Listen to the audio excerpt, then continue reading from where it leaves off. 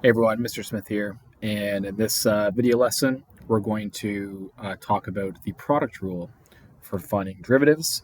It's a pretty short lesson, so let's get started. So my in-person class right now, last day, we did an example from of a problem that might have been done in the grade 10 academic math course, and that was a kind of like a revenue problem. Here we had a golf course manager and currently charged $650 a round. At that price, 81 people paid for a round. And then given some market research, every time we increase the price by 50 cents, 4 fewer people play. And we found an optimal price to charge. And we did it by using the derivative. Um, with the tool set we had to expand and simplify that revenue function first to get it in standard form. And then we found the derivative, and we found the derivative for that function was negative 4n plus 14.5. So, but note it was a product of two functions. And in this lesson, we're going to see a way that we could have found the derivative by leaving it as a product of two functions. And this rule we learn won't be just applicable for polynomials. It'll also be applicable to other types of functions that we'll look at down the road. So today is the day where we introduce this rule called the product rule. Now, we have rules for finding the derivative of the sum of two functions. You just find their derivatives and add them. Same with the difference. You'd find the two derivatives and subtract them. So you might think that to find the derivative of a product of two functions, that you would just take each individual derivative and multiply them together.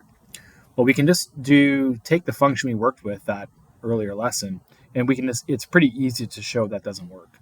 So if we treat that 81 minus 4n as f at n, the derivative of f with respect to n, f prime at n, is equal to negative 4. And if you treat the second bracket as a function, we'll call it g. If you take the derivative of g with respect to n, you get 0.5.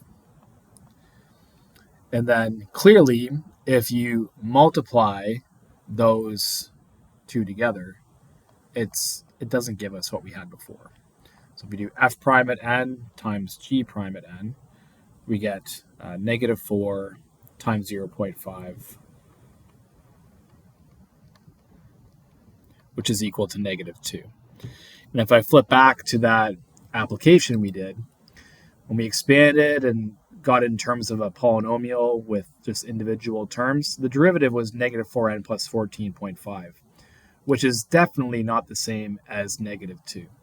So clearly, the derivative of the product of two functions, it's not just their derivatives multiplied together. So hopefully you're convinced at this point that if you have, like in our case here,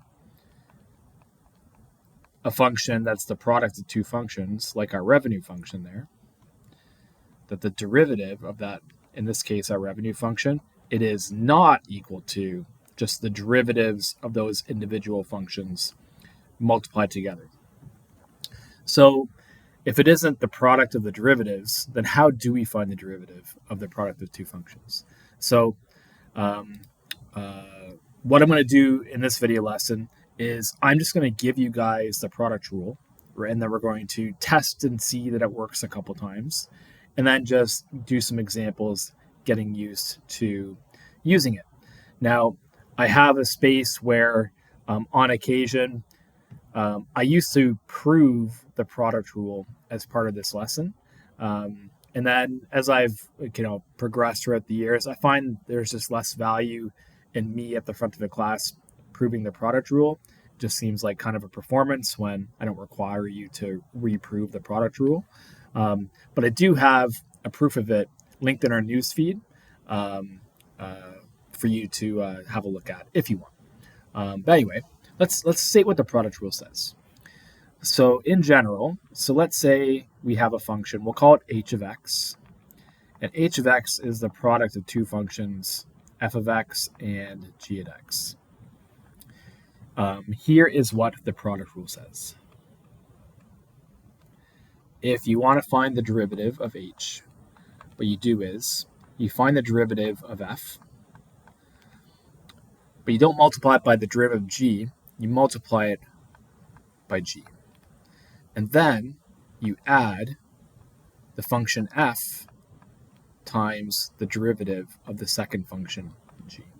So it's kind of like you differentiate each individual function, but just like one at a time. And then you add those products together.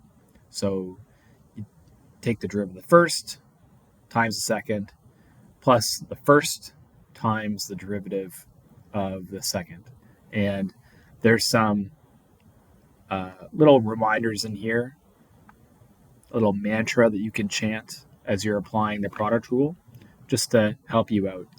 And if you want to think about it in terms of like F and S, first and second, this is a really concise way to state the product rule. Whatever you find helps you.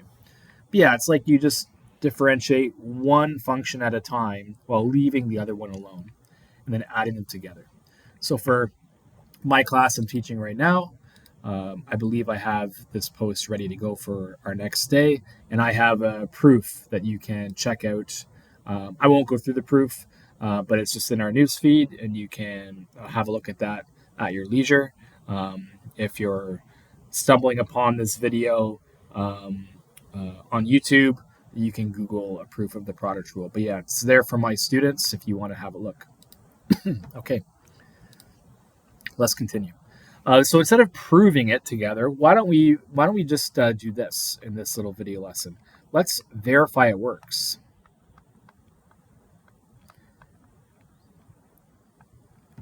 For that revenue function we used in our last day's warm-up. So our revenue function was 81 minus 4n. 81 minus 4n. And 6.5 plus 0.5. All right, let's give our product rule a spin.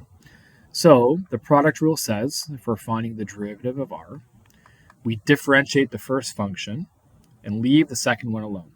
So the derivative of our first function is minus 4, and we'll leave the second one alone.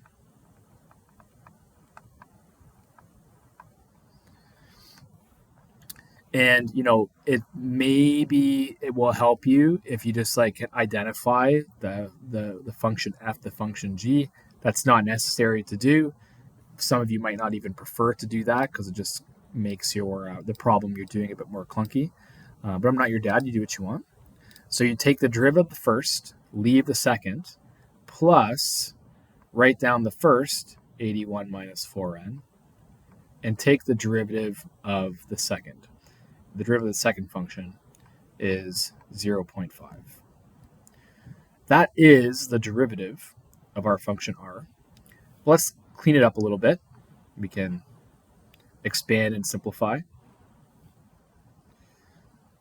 So we get negative 26 minus 2n plus 40.5 minus another 2n. So when we put those things together, we get minus 4n plus 14.5 for our derivative.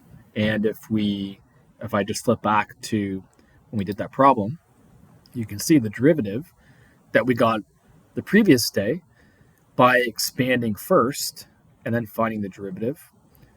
It's the same derivative. So hopefully you're convinced the product rule works, at least for this one. Let's do a few more examples where we apply the product rule and then check our answer by finding the derivative a second way, expanding and simplifying, and we should get the same derivative both ways. So if you're watching this on your own at home, now would be a great time for you to pause the video, and you can try these derivatives yourself, and then you can unpause if you just want to check and fast forward. So this is your chance to do that. Otherwise, I'm going to start calculating some derivatives here. So here we go. So we have another quadratic function. So let's find the derivative using the product rule.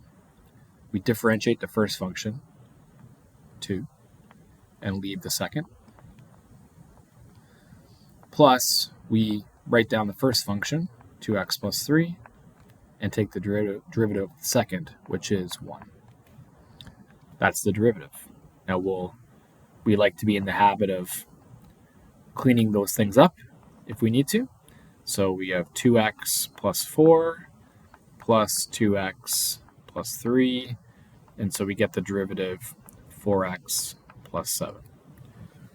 Let's find the derivative a second way by expanding and simplifying.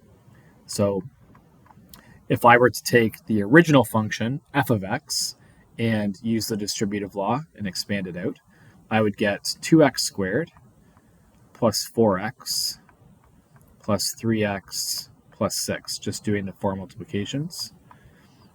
2x squared plus 7x plus 6. If we take the derivative using our rules from the previous day, we would bring down the 2 and multiply it by the coefficient 2. We get 4x. And then the derivative of x is 1, so we have plus 7. And the derivative of 6 is 0. So as you can see, no matter which way you choose to do it, using the product rule or expanding and simplifying, we get the same derivative. Which way you prefer, I would argue with this example, they were both probably the same amount of work. But that might not be true all the time. The product rule will definitely be more efficient in other applications. Let's try another one. So this one would be a cubic polynomial. And yeah, let's try finding this derivative both ways. Again, you can feel free to pause the video if you'd like. Now's your chance. Otherwise, I'm going to keep going here. So we could find the derivative directly by using the product rule. The derivative of the first function, 3x minus 1, is just 3. And then we leave the second one. Plus, now we take the derivative of the second function, which would be 2x minus 2. And we leave the original, 3x minus 1. That's the derivative. As we've been doing, let's clean that up a little bit. So 3x squared minus 6x plus 12. And then we'll do our 4 multiplications here. 6x squared minus 2x minus 6x plus 2. And then we'll collect all the like terms. So we have 3 and 6, 9x squared, minus 6x minus 2x minus 6x minus 14x. And then 12 and 2 is 14. Now, I don't need to, obviously I can't ask you guys at home if I made a mistake or not. It's very possible I made a mistake, but I can check my answer. I can find the derivative a second way, and they should match up. So the alternative method is to expand and simplify first. So let's do that. We'd have 6 multiplications, so 3x times everything. 3x cubed minus 6x squared plus 12x, and then minus 1 times everything, minus x squared plus 2x minus 4. And then we'll collect like terms. 3x cubed minus 6 minus 1 minus 7x squared. And then 12x plus 2x is 14x. And then minus 4. And now I can take the derivative using our rules from the previous day. Bring down the 3. 3 times 3 is 9. 9x squared. Bring down the 2. 2 times minus 7 minus 14x. and then the derivative of 14x is 14. The derivative of minus 4 is 0. So yay us, we did it correctly. Did you find one method more quick than the other? I would argue, again, they're both pretty similar here, but we will be reaching a point where we won't have a choice. We will need the product rule. So this is just a spot in the course where we learn the product rule and get practice using it. So I would continue to apply the product rule just to get that practice. But both methods work. If you're out in the wild and it doesn't matter which method you use, just do whichever one you feel comfortable with. So in this final example, we're going to do something we've already done in the course. It's just the quartic function that we're working with here is given kind of like in partially factored form here. So we could find the derivative one or two ways because our goal is to find the equation of the tangent line. We could expand and simplify, which wouldn't be too bad here. But let's apply the product rule, because I do have a little talking point here. All right, so first of all, when x equals 2, our point of tangency looks like it's the point 2, 3. But of course, if you weren't sure, then you would just off to the side or at the start of the question, you would just find the y value. When x equals 2, the y value is 2 squared minus 1, and then 2 squared minus 2 times 2 plus 1. That gives us 3, and then 4 minus 4 plus 1 times 1, we get 3. So, if you don't have a graph provided, you can find the point of tangency. We'll need it later, but we have the graph. It was 2, 3. Just make sure you're comfortable finding that point of tangency. All right, we need the equation of the tangent line, which means we need the slope of the tangent line, which means we need the derivative. So we are finding, I'll use Leibniz notation just because we're finding dy by dx, and I'm going to use the product rule just to practice this new rule. So it says differentiate the first function, 2x. Leave the second function, x squared minus 2x plus 1. And then leave the first function, x squared minus 1, and take the derivative of the second function, x squared minus 2x plus 1. Now, I'm going to erase this in a second, so I'm just using it as a talking point. For this question, I have my function f, I have my function g, and so I did f prime, I wrote down g, and then plus, and then I did, and then I left f alone, and then did g prime. The order you do these doesn't really matter. Like, for example, you could do f prime, g, plus, then do g prime, and then write down f. And I think that I maybe even do that in one of these above here. I did actually. So if you look at this one, we have f and we have g. I did the derivative of f, and I wrote down g, and then plus, and then you'll note I actually did g prime, and then wrote down f. So it just doesn't matter. Order of multiplication doesn't matter. It's kind of personal preference. So that's my first talking point, because as you can see from this lesson, like I myself sometimes just slip to doing one over the other. But yeah, the order of multiplication doesn't matter. All right, so that's my first talking point there. I'm just going to erase these, clean that up. Yeah, so if you're wondering earlier about if that was an interesting order to do that multiplication, yeah, it doesn't matter. You can do it the order in any way you wish, as long as you're differentiating the first and then differentiating the second and leaving the other guys alone. All right, so second talking point. When you are finding a specific value of a derivative, it's not necessary to simplify the derivative. So what do I mean by that? Well, I'm right now interested in finding the slope of the tangent line when x is equal to 2. I could just take 2 and plug this in right now. I do think that this isn't a lot of work for us to expand and simplify before plugging in. So I'm actually going to expand and simplify first. So we get 2x cubed minus 4x squared plus 2x. And then we have a few multiplications here. And if you're, it's a good catch by me, thankfully. If you're wondering, watching the video, if I was ever going to find that mistake, I found the mistake. So you can stop yelling at your screen.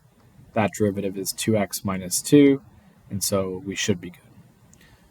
2x cubed minus 2x squared minus 2x plus 2. I wonder if I'm going to get any emails from my calculus class saying you took the derivative wrong, because they just instantly emailed me and didn't watch the rest of the video. If they did, that's okay. So anyways, we get 2x cubed minus 6x squared. Excuse me, we get 4x cubed, collecting like terms. 4x cubed minus 6x squared. 2x minus 2x is 0, plus 2. So we found the derivative. And now we can proceed. We're interested in finding the slope of the tangent line. And to get that, we're evaluating the derivative. This might be some new notation for you guys, second talking point. If you're using y equals notation or Leibniz notation, you can say the value of the derivative at x equals 2 this way. You say dy by dx, have a big vertical line, and as a subscript, you put in x equals 2. It just means we're plugging 2 into the derivative. So we have 4 times 2 cubed minus 6 times 2 squared plus 2. And I better be careful with my mental math. It hasn't been great today. 32 minus 24 is 8 plus 2. So I believe that's equal to 10. So the slope of our tangent line is 10. That doesn't exactly fit on my graph here, but it's certainly, if I just rough in a tangent line, a slope of 10 certainly does seem reasonable. It doesn't seem weird based on the graph.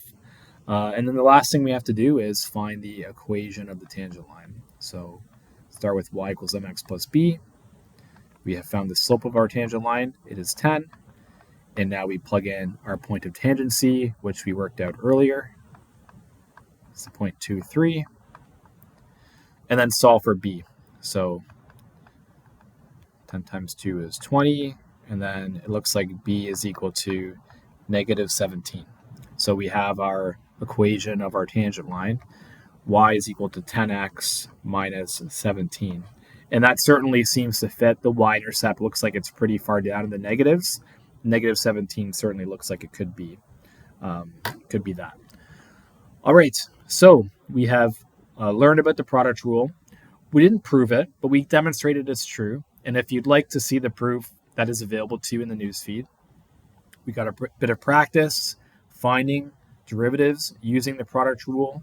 We made note of the fact that it's okay to do f prime g plus fg prime. Alternatively, I know one question, I did g prime and then multiplied it by x. So it's the same thing either way. And then we just played around with the product rule, got a bit comfortable, and now what you guys need to do is practice as much as you can, get used to applying this new rule and becoming good at applying it. And the next day, we're in class together. We'll be looking at how to find the derivative of the product of 3 or more functions and how we handle that, and also look at how we can find derivatives of like some more complex power functions. All right, so that's it for me. Hope you guys are doing well. Take care, and we'll see you soon.